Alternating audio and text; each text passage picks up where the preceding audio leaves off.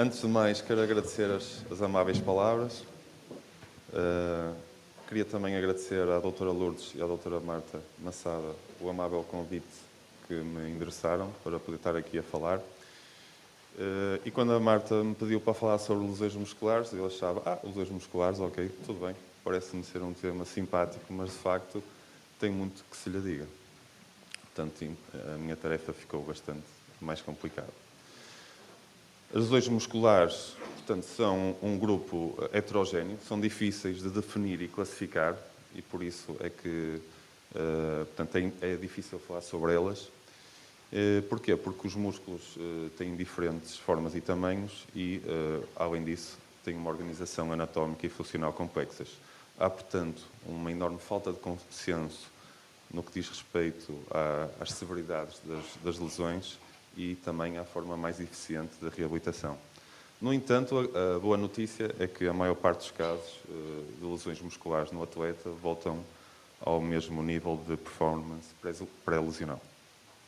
E qual é a relevância disto? É que, de facto, e principalmente nos atletas da elite, elas trazem um impacto financeiro e na estratégia da equipa ou do jogador.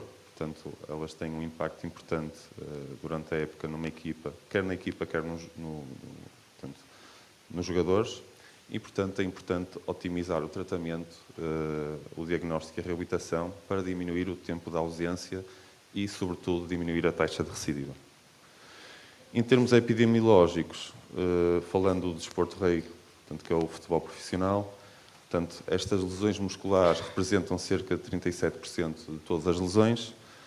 Portanto, elas também representam 25% de dias de ausência do treino de competição. Numa equipa de 25 atletas, é de esperar 15 lesões musculares por época, comparativamente a 0,4 lesões do ligamento cruzado. Portanto, elas têm uma preponderância importante, têm uma incidência bastante importante. E os músculos mais envolvidos normalmente são os isquiotibiais, o adutor, o quadricípede e o complexo gastrocnêmio ciliar. Muito importante é que 16% destas lesões recidivam. Portanto, é importante depois termos a noção que temos que as tratar bem e o atleta não pode regressar precocamente à competição, porque senão vai haver uma recidiva e normalmente as recidivas são mais difíceis de tratar. Relativamente aos outros desportos, também há estatísticas, como no rugby, portanto, existem 11% de lesões musculares, no atletismo 16% e no basquete 18%. Relativamente aos fatores de risco, existem fatores de risco bastante conhecidos. Portanto, a idade, com o passar do tempo, vão acontecer alterações estruturais no músculo, portanto, que de alguma forma são compensadas porque as unidades motoras residuais hipertrofiam, mas estas unidades que hipertrofiam apresentam uma menor capacidade de regular a intensidade da força e, portanto, não aguentam tanto o esforço. Sabemos que, como por exemplo, comparando os atletas mais jovens com os idosos, a incidência é diferente, de 6,6 para 9,5 por 1000 horas de competição. Também a lesão prévia no mesmo músculo tem um pior prognóstico, portanto, representa mais 30% de paragem. A posição do jogo, os guarda-redes têm muito menos lesões do que os jogadores de campo. Portanto, e depois, como vocês todos já sabem, já estudaram isto muito mais do que eu, a sobrecarga, os desequilíbrios musculares, a alteração na capacidade do alongamento e, muito importante, que eu já referi, o retorno prematuro à competição após a lesão também é um fator de risco. E isso acarreta, portanto, consequências importantes. Por exemplo, no futebol australiano, há 30% de recidivas de lesão, no rugby, 23% e no futebol europeu, 16%. Existem dois grandes mecanismos de lesão, portanto, o indireto e o direto. O direto é quando existe uma pancada, não é? Há um traumatismo externo, normalmente acontece em desportos de contacto, há uma lesão por esmagamento, há uma contusão do músculo e, portanto, normalmente ocorre no local onde a força é exercida. Também existe a possibilidade de um músculo ser agredido por um objeto cortante, provocando uma laceração. Relativamente aos mecanismos indiretos, não há uma força traumática externa, Portanto, eles normalmente acontecem na fase excêntrica de contração muscular, podem acontecer numa contração única ou ser um efeito cumulativo de várias contrações e, portanto, também pode haver um background patoanatómico, como alterações estruturais ou uma diminuição da capacidade do mecanismo de acoplamento de excitação-contração. Os músculos mais frequentemente envolvidos nos mecanismos de lesão indireta, portanto, são aqueles que têm maior percentagem de fibras tipo 2 fast twitch, ou aquelas que têm uma arquitetura mais complexa e sabemos que os músculos têm uma forma de pena, são mais frequentemente envolvidos, ou então aqueles que atravessam duas articulações, os biarticulares, portanto, como os isquiotibiais, o reto femoral ou o gastrocnêmio. Normalmente, quando acontece um mecanismo de lesão indireta, a porção do músculo que é mais acometida é a junção musculotendinosa. Como em todas as áreas da medicina, o diagnóstico baseia-se na história clínica e no exame objetivo. Portanto, é preciso saber como é que ocorreu a lesão, em que circunstâncias, portanto, que sintomas é que o atleta tem, se é dor, se tem capacidade funcional, portanto, e se ele já teve problemas prévios musculares. No exame objetivo é importante a inspeção, ver se tem edema, se tem equimose, portanto, se há alguma deformação daquela área anatómica. Portanto, e depois fazer a palpação, tentando identificar rupturas, ver o edema, ver também o tónus muscular e comparar sempre com o lado contralateral. E, por fim, fazemos os testes musculares. Em termos imagilógicos, a ecografia é o exame de primeira linha, portanto, também é o mais barato, é o que, portanto, existe de mais fácil acesso, permite um estadiamento das lesões, ou de quase todas as lesões, e também permite avaliar a evolução e as complicações de uma lesão muscular. Portanto, tem desvantagens, porque ele tem, a ecografia tem dificuldade na apreciação dos tecidos mais profundos, portanto, os músculos mais profundos, as rupturas que acontecem nos músculos mais profundos são de difícil apreciação por este exame e não permite uma avaliação precoce. Normalmente, só é possível diagnosticar uma lesão estrutural após 36 a 48 horas. Portanto, isto num atleta de alta competição como o Ronaldo é impensável. É preciso identificar logo o que é que se passa com este tipo de atletas tão importantes. Portanto, e também é inferior na avaliação de lesões com pouco edema. No entanto, é um exame bastante sensível, portanto, 100% para contusões severas, 93% para lesões estruturais e 77% para lesões não estruturais, e além disso permite uma avaliação dinâmica do músculo, quer para avaliar o alongamento, quer para avaliar a extensão da lesão. Também permite a utilização do Doppler, que vai avaliar, portanto, o trajeto dos vasos, pode dar-nos a ideia da extensão do hematoma que existe, e também se existe uma hipervascularização dentro do tecido fibroso. Se houver uma hipervascularização dentro do tecido fibroso, é um sinal que o tecido ainda não está maturo e, portanto, que é um tecido instável. A ressonância é, de facto, um exame que nos dá mais informação, portanto, ela também é muito mais cara e, portanto, é reservada para atletas profissionais ou de alto nível, ou então quando existe uma má correlação entre a clínica e a ecografia. E ela permite confirmar ou excluir lesões estruturais minor. Comparativamente à ecografia, permite o diagnóstico de lesões em músculos mais profundos. Já foi estudado, ou têm sido estudados, fatores prognósticos que nós encontramos na ressonância, sobretudo no que diz respeito ao retorno à competição e para os isquiotibiais, e quer o comprimento da lesão, a área de corte transverso da lesão, o volume estimado e a distância ao isco, são todos fatores de prognóstico que já foram avaliados. Portanto, aquilo que sabemos é que quanto maior a lesão, maior é o período de reabilitação. E também, a ressonância também funciona bem em termos prognósticos, porque quando a ressonância é negativa, portanto, quando há uma ausência de edema muscular, podemos garantir que o atleta vai portanto, ter um retorno precoce à competição. Portanto, tem um valor preditivo negativo bastante elevado. Portanto, ao longo dos anos foram aparecendo várias classificações. No início dos anos 60 apareceu a classificação de O'Donoghue, Depois apareceu a classificação de Ryan e, na altura em que começaram a aparecer a ecografia e a ressonância, também começaram a aparecer classificações baseadas nesses exames. No entanto, todas estas classificações têm limitações, nomeadamente há uma falta de subclassificações e elas incluem todo o tipo de lesões no mesmo saco. Portanto, lesões de diferentes etiologias, tratamento e prognóstico estão inseridas no mesmo grupo.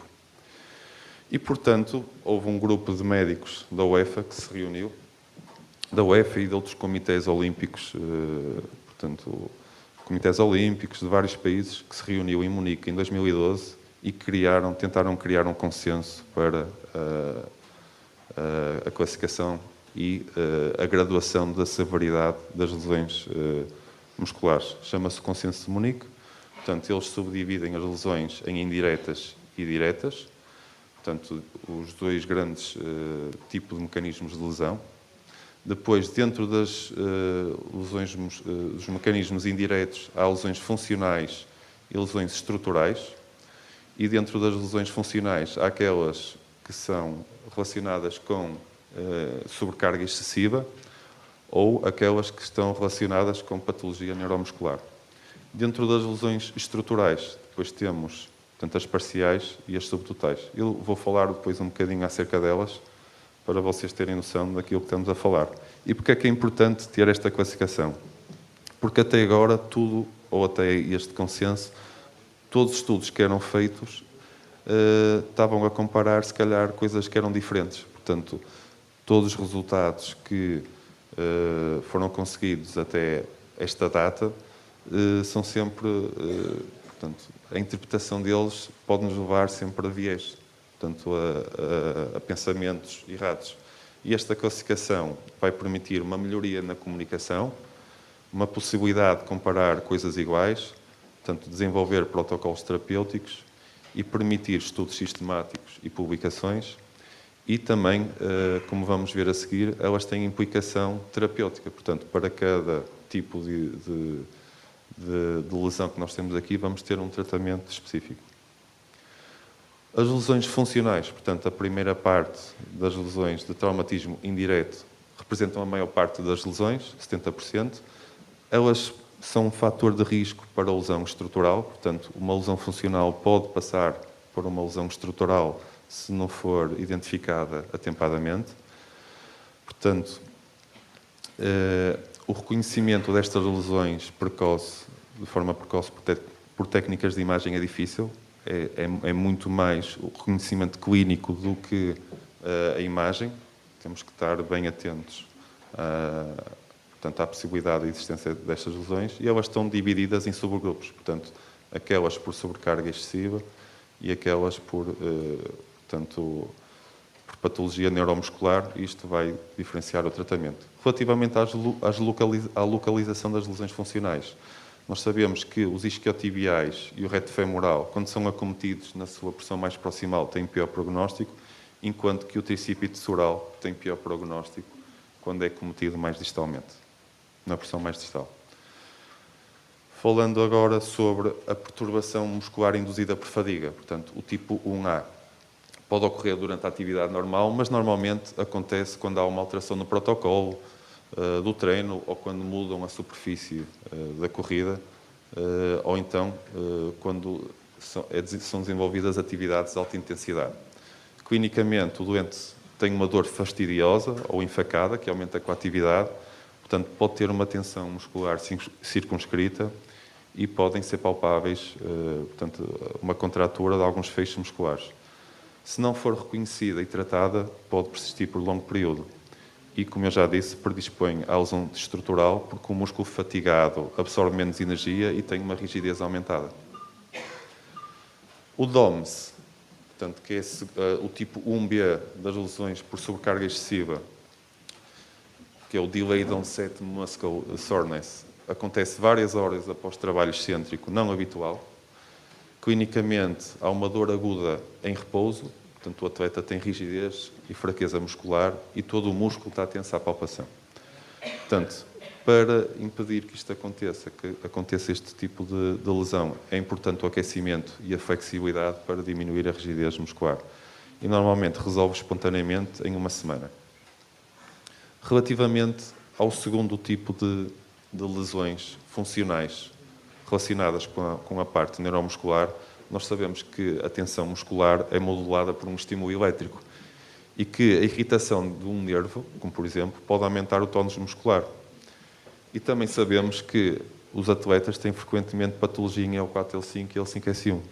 Portanto, uma hérnia discal, como nós vemos aqui em L5S1, uma volumosa hérnia discal, pode dar patologia dos isquiotibiais e do complexo gastrocnêmio ciliar por alteração do tónus muscular. Portanto, e é importante, quando nós temos uma lesão destes músculos, não só tratar a lesão, mas também procurar e ver se existe alguma causa para ele por trás. A ausência de lesões estruturais na ressonância magnética ou numa TAC, portanto, na coluna lombar, não exclui a presença de uma irritação do nervo. Portanto, relativamente aos tipo 2B, que são perturbações musculares de origem neuromuscular, que são relacionadas com a placa neuromuscular, portanto, há uma disfunção dos mecanismos de controle neuromuscular, o atleta sente contratura, sente uma alteração do tónus, e nós sabemos que estes casos, o alongamento adequado alivia a sintomatologia. Portanto, o que é que acontece? Há uma supercontração dos agonistas e uma inibição dos antagonistas. Isto vai levar a um aumento da fadiga e diminuição muscular. Às vezes, o treino vai levar ao diagnóstico portanto, de uma patologia neuromuscular subclínica. Portanto, quando vem um atleta que está sempre cansado, que está sempre portanto, fatigado, está sempre a ter lesões musculares, é importante perceber se ele tem alguma coisa por trás ou não, do ponto de vista neuromuscular.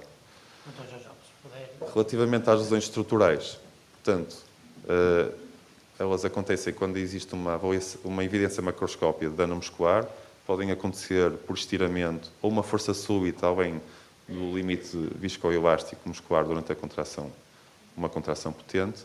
Normalmente situam-se na junção miotidinosa. O quadricípite e os isquiotibiais são os mais acometidos e os feixes neuromusculares secundários são a sede da patologia estrutural.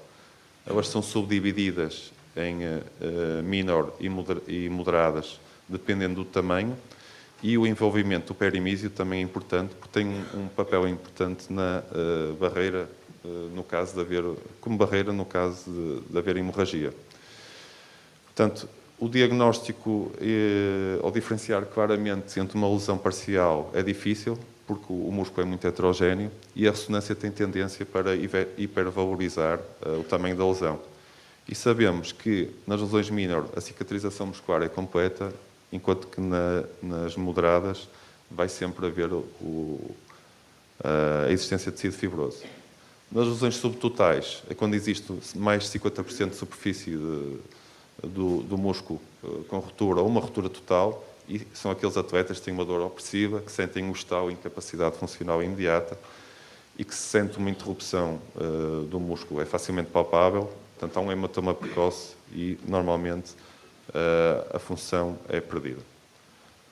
Relativamente às lesões diretas, ou por contusão, leves, moderadas e severas, portanto, a clínica depende portanto, do tamanho e da individualidade do hematoma, o arco de mobilidade está diminuído e o atleta é incapaz de treinar ou competir. E é importante avaliar 24 horas após o evento traumático para evitar a sobrevalorização da lesão.